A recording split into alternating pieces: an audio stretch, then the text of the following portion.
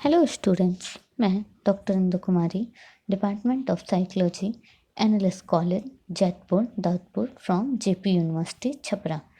आज मैं UG part 1 के स्टूडेंट्स के लिए पेपर 1 में पर्सनैलिटी के अंतर्गत ही चर्चा करने जा रही हूँ।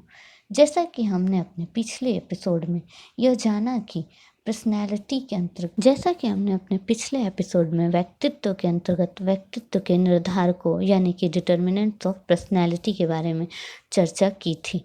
आज का भी हमारा टॉपिक है डिटर्मिनेंट्स ऑफ पर्सनैलिटी। पिछले एपिसोड में हमने डिटर्मिनेंट्स ऑफ पर्सनैलिटी के अंतर्गत बायोलॉजिकल फैक्टर के बारे में चर्चा की। आज भी हम बायोलॉजिकल फैक्टर के अंतर्गत अन्य जो भी मुख्य पॉइंट्स हैं उनके बारे में चर्चा करेंगे। जैसा कि हमने पिछले वीडियो में एड्रेनल ग्रंथि, तो आज का हमारा पहला टॉपिक है यौन ग्रंथि, सेक्स ग्लैंड। महिलाओं के सेक्स ग्लैंड को ओवरी तथा पुरुषों के सेक्स ग्लैंड को टेस्टिकल कहा जाता है। टेस्टिकल से निकलने वाले हार्मोन्स को एड्रोजेंस कहा जाता है। जो टेस्टिकल से हार्मोन्स निकलते हैं उसको हम एड्रोजेंस कहते हैं, जिसके दो प्रकार होते हैं, जिसको दो टाइप्स में बांटा गया है, जिसमें एक है टेस्टोस्टेरोन तथा दूसरा है एड्रोस्टोन। इनमें पुरुषों में प्राथमिक तथा गौण यौन गुण का विकास होता है। इनसे पुरुषों में क्या होता है, प्राथमिक तथा यौन गुण का विकास होता है। यौन अवस्था आने पर इस हार्मोन्स की मात्रा क्या होती है, बढ़ जाती है, इसमें वृद्धि हो जाती है। उसी तरह ओवरी से निकलने वाले हार्मोन्स को एस्ट्रोजेंस तथा प्रोजेस्टेरोन कहा जाता है। एस्ट्रोजेंस की मात्रा खून में बढ़ने से लड़कियों के यौन गुण में क्या होता है, जैसे लड़कियों में बहुत सारे शारीरिक परिवर्तन नज़र आते हैं और इनका विकास होता है इन गुणों के कारण। प्रोजेस्टेरोन द्वारा गर्भाशय के ठीक ढंग से कार्य करने में मदद मिलती है। प्रोजेस्टेरोन जो होता है गर्भाशय को ठीक ढंग से कार्य करने में भी मदद करता है, जिसके फलस्वरूप क्या होता है, भ्रूण का विकास ठीक ढंग से होता है। क्लार्क ने एक मादा बंदर पे प्रयोग किया, जिसमें उसने क्या किया कि जिसमें उसने यौन अवस्था प्रारंभ होने के पहले ही उसकी यौन ग्रंथि को क्या किया, ऑपरेशन करके निकाल दिया। तो परिणाम में देखा गया कि उस बंदर में, मादा बंदर में, सामान्य मादा बंदर की अपेक्षा क्या था, यौन क्रियाओं में काफ़ी कमी आ गई थी, काफ़ी कम हो गया था वो। तो इस तरह से स्पष्ट है कि अंतःस्रावी ग्रंथियों का प्रभाव क्या होता है, व्यक्तित्व के शारीरिक शील गुणों तथा मानसिक शील गुणों के विकास पर पड़ता है। ऐसा नहीं है कि सिर्फ शारीरिक शील गुणों पर ही पड़ता है, शारीरिक तथा मानसिक दोनों ही शील गुणों के विकास पर पड़ता है। जबकि ये सभी अंतःस्रावी ग्रंथियां एक दूसरे से स्वतंत्र होकर कार्य करती हैं, एक दूसरे से बिल्कुल अलग हैं, फिर भी आपस में इन ग्रंथियों में अंतःक्रिया होती है। ये ग्रंथियां आपस में इंटरैक्शंस करती हैं और जिसका परिणाम क्या होता है कि यदि किसी एक ग्रंथि का कार्य धीमा पड़ जाए, मंद पड़ जाए, तो क्या होता है, तो उस कार्य को अंशतः दूसरी ग्रंथि पूरा करती है। तो इस तरह से हमने जाना कि ये ग्रंथियां किस तरह से कार्य करती हैं।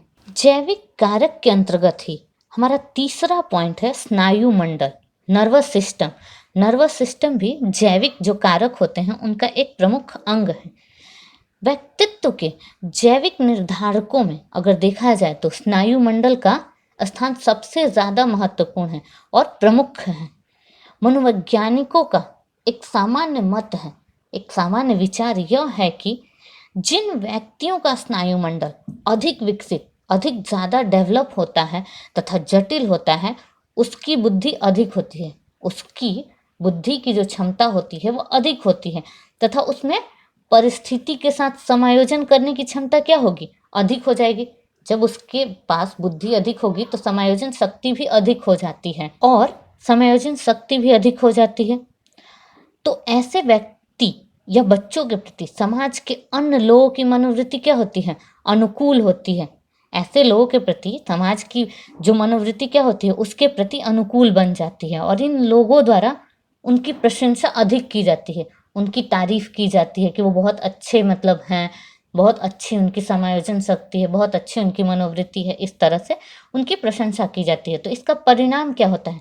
इसका रिजल्ट क्या होता है कि व्यक्तियों या बच्चों में सामाजिक शील गुण जैसे उत्तरदायित्व, रिस्पॉन्सिबिलिटी, मतलब सांवेगिक स्थिरता, इमोशनल स्टेबिलिटी, आत्मविश्वास, सेल्फ कॉन्फिडेंस, मतलब इस तरह से ईगो स्ट्रेंथ आदि बहुत क्या होता है, तेजी से विकसित होते हैं।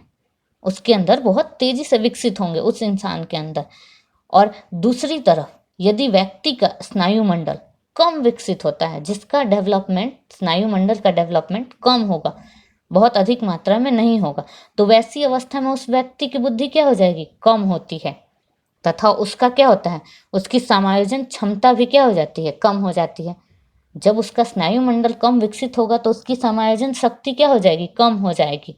और इसके फलस्वरूप परिणाम क्या होगा, समाज के अन्य व्यक्ति उससे क्या करेंगे, उसके प्रति उपेक्षा करेंगे उसकी, तथा उसे घृणा की नज़र से देखेंगे। उसे वह सम्मान और वह प्रतिष्ठा नहीं मिल पाएगी जो कि उन व्यक्तियों को मिलती है जिनका कि स्नायु मंडल मजबूत और विकसित होता है। तो जिसका परिणाम यह होता है कि ऐसे व्यक्तियों में असामाजिक शील गुण तथा चारित्रिक विकृति क्या होती है, विकसित होने लगती है और विकसित हो जाती है, उनके अंदर ये सारी चीज़ें डेवलप हो जाती हैं। अतः हम देखते हैं कि हम कह सकते हैं कि स्नायु मंडल द्वारा भी व्यक्तित्व के शील गुण का विकास क्या होता है, प्रभावित होता है।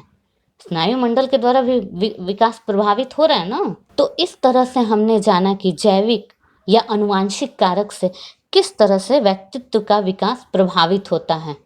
तो आज हमने जैविक तथा आनुवांशिक कारकों के बारे में जाना। हम अपने अगले एपिसोड में पर्यावरणीय कारकों के बारे में जानेंगे, इन्वायरमेंटल फैक्टर्स के बारे में। आज के लिए इतना ही, धन्यवाद।